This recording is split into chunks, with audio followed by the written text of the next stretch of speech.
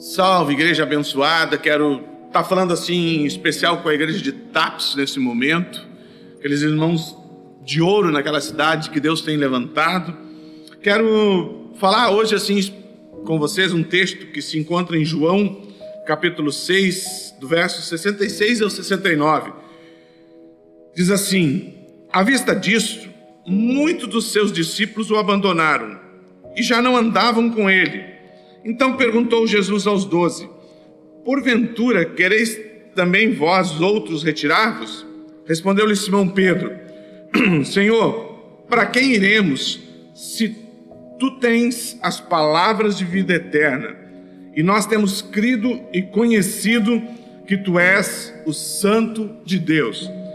Interessante, irmãos, num determinado momento aqui do ministério de Jesus, em que as pessoas, irmãos, daquela multidão, que é a multidão, né, irmãos? Aquelas pessoas que vinham atrás de Jesus por causa de um milagre, de uma cura, de uma provisão. Aquela multidão, querido, começou a abandonar Jesus. E havia um outro grupo de discípulos assim mais próximos também. A Bíblia diz que esses discípulos também começaram a abandonar. E aí, num determinado momento, Jesus se reúne com os 12. E aí ele olha para os 12, irmãos, aqueles que eram os mais próximos com ele. E ele diz: por acaso vocês também querem abandonar? Nós estamos vivendo, irmãos, talvez o período de provação mais intenso que nós passamos na terra nos últimos tempos.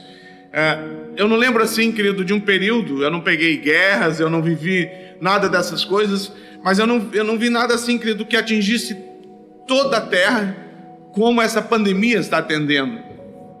Irmãos, e muita gente, queridos, estão abandonando, sabe, a sua razão, a sua vida de fé, estão abandonando, sabe, e eu quero trazer para vocês assim, sabe, esse texto, ele começa dizendo: à vista disso. À vista do quê, irmãos? Do que é que Jesus estava falando, sabe, do que João estava dizendo? Que por causa dessas coisas as pessoas tinham ido embora. Que coisas, irmãos? Jesus, então, mas por um bom tempo atraiu as pessoas, fez milagres, multiplicou pão, sabe? Agora, querido, então ele tinha uma nova abordagem, sabe? Ele começa a falar, querido, a respeito da necessidade de salvação que o homem tem, sabe? Ele começa a trazer, irmãos, que os homens iam ter que ter um nível de entrega maior, que eles iriam ter que comer a carne, beber o sangue. Estava falando do sacrifício, irmãos. Ele estava falando, querido, da incapacidade do homem, sabe, de se salvar, da incapacidade do homem, querido, de santificar a sua vida, sabe? Que eles precisavam de um Salvador. E de que maneira, irmãos? O salário do pecado é a morte. Eles precisavam de alguém, irmãos, que morresse por eles. Então agora Jesus começa a trazer isso, gente. Além de comida, além de cura, além de corpo saudável, além disso, vocês precisam de um Salvador, alguém que substitua vocês na morte. E isso escandalizou as pessoas, irmãos. Elas não estavam abertas para isso. Queridos, deixa eu dizer uma coisa: passaram-se 2000 anos, irmãos, desse fato. Nós encontramos hoje as pessoas querendo vir por uma cura, por uma necessidade, por uma situação, por outra. Então elas vêm atraídos por isso, irmãos. E não tem nada de errado com isso. Mas há um processo que eu preciso passar. E era isso que Jesus estava fazendo. As pessoas se atraíram, mas agora havia havia uma continuidade, sabe, de entendimento. E interessante, amados, que Romanos 3, capítulo 10, diz assim: não há um justo sequer, nenhum sequer. Todos se extraviaram e se fizeram inúteis. Agora, alguns anos mais tarde, o apóstolo Paulo, então, ele tem entendimento, irmãos, daquilo que Jesus estava ministrando. Ele tem entendimento, ele diz: gente, não há um justo. Que é justo, irmão? Justo quer dizer sem dívida. Não há nenhum que não esteja em dívida. Nós já nascemos em dívida. Agora, então, Paulo tem esse entendimento, ele diz: gente, não há um justo sequer, nenhum. O único justo foi Jesus. Ele diz assim: todos se extraviaram e fizeram inúteis. E às vezes as pessoas têm dificuldade de lidar com isso, irmãos. Parece assim, sabe, pelo nosso viver, pelo sacrifício. Às vezes eu não sou nem tão ruim. Parece assim, né, irmãos, que eu tenho um certo código de moralidade. Parece assim, irmãos, que isso me isenta de precisar de um Salvador, sabe? Interessante, do capítulo 8 diz assim, versículo 8, ele diz: pela graça sois salvos por meio da fé, e isso não vem de vós, é dom de Deus, não de obras, para que ninguém se glorie. Efésios capítulo 2, versículo 8 e 9, né, irmãos? Ele diz assim: pela graça sois salvos por meio da fé, isso não vem de vós, é dom de Deus, não de obras, para que ninguém se glorie. Parece assim, querido, que nós queremos merecer a salvação.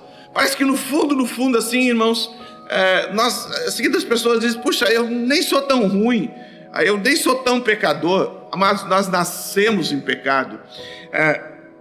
E como diz aqui, não de obras para que ninguém se glorie.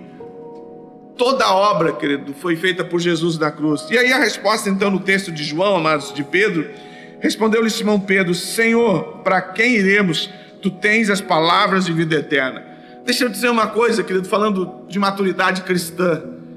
A resposta de Pedro, irmãos, então aquelas pessoas já tinham ido embora, e Jesus pergunta: por acaso tu quer ir embora? E ele diz: Senhor, para quem iremos se tu tens as palavras de vida eterna? E essa resposta de Pedro, irmãos, precisa estar na minha vida. Irmãos, enquanto existe uma oportunidade, enquanto existe uma possibilidade, enquanto existe uma porta, querido, que no seu entender, existe a opção de voltar para trás, de voltar para o mundo, existe a opção de dar um tempo com Deus, de tirar férias de Deus, como muita gente faz.